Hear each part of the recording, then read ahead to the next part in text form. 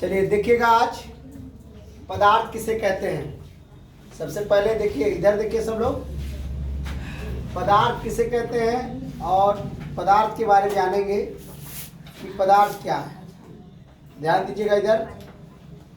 तो पदार्थ देखिएगा वह हर चीज है जो स्थान घेरता है, जिसमें आयतन और द्रव्यमान होता है, जिसे हम अपनी इंद्रियों से महसूस करते हैं, उसे हम पदार्थ कहते हैं। जैसे ठोस, द्रव, गैस। ध्यान दीजिएगा, इसको समझिएगा। थोड़ा समझने के लिए मैं बता रहा हूँ क्योंकि समझ जाएंगे। आप जानते हैं इस तरीके से कोई भी XYZ जितने भी पदार्थ होते हैं जिसमें आयतन और द्रव्यमान दोनों होता है, उसी को हम लोग क्या कहते हैं? पदार्थ।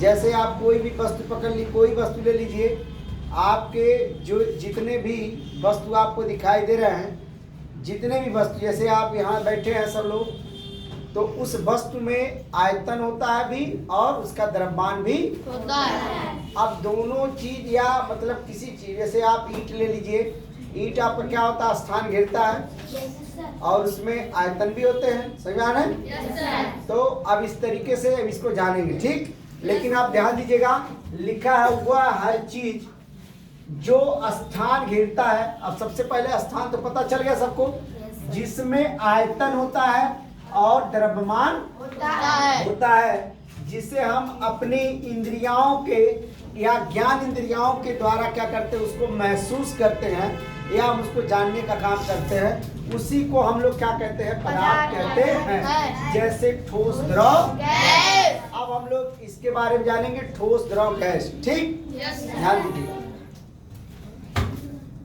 चलिए देखिएगा, इसमें लिखा गया है पदार्थ। देखे हैं पदार्थ, ध्यान दीजिएगा फिर से। वह देखिए हर चीज, हर चीज का मतलब आप समझते होंगे ना?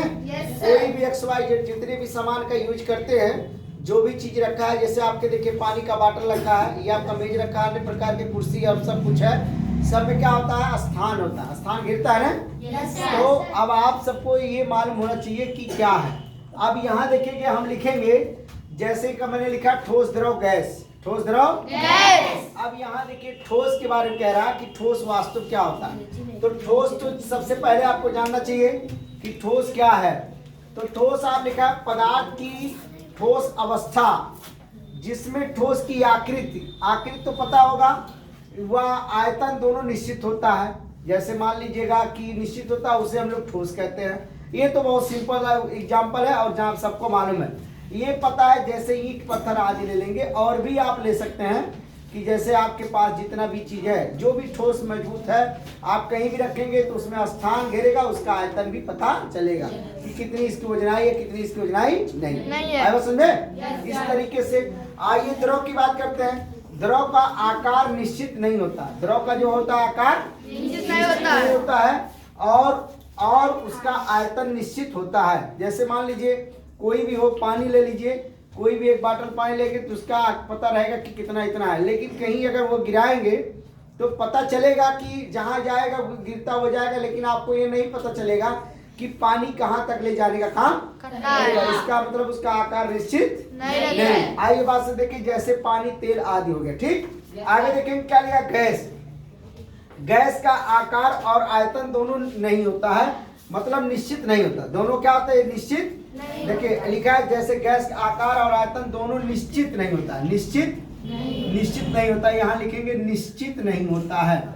ठीक है, निश्चित नहीं होता है, उससे हम लोग क्या कहते हैं? गैस कहते हैं। जैसे ऑक्सीजन हो गया, कार्बन डाइऑक्साइड हो गया, मीथेन, जितना भी गैस है कोई भी है XYZ। ठीक है, आपको सबको मालूम हो कि जैसे आप लोग घर पे यूज करते हैं तो पता है, घर में देखिए कोई भी चीज अगर बनता है तो बाहर तक ले क्या होता है? आपको महसूस क्या होता है कि कोई चीज बनने वाला है या बन रहा है। ठीक है, ध्यान दीजिएगा। तो उसके द्वारा ही पता करते हैं। जैसे गैस, अब ये हवा, ऑक्सीजन तो आपको पता है, हवा के माध्यम से ही हम लोग उसको महसूस करते हैं कि क्या क्या किसके क्या बनने का काम करता है। ठीक है, तो ये तीनों चीज को आपको समझ में आ गया और ये आपको पता चल गया कि पदार्थ किसे कहते हैं। पदार्थ हमेशा क्या होता है? स्थान घेरता है और उसमें आयतन, द्रव्यमान सब कुछ पाया जाता है। समझ में? तो इसमें तीन अवस्था होते, ठोस, द्रव, गैस। इसको ठीक नोट कर लीजिए।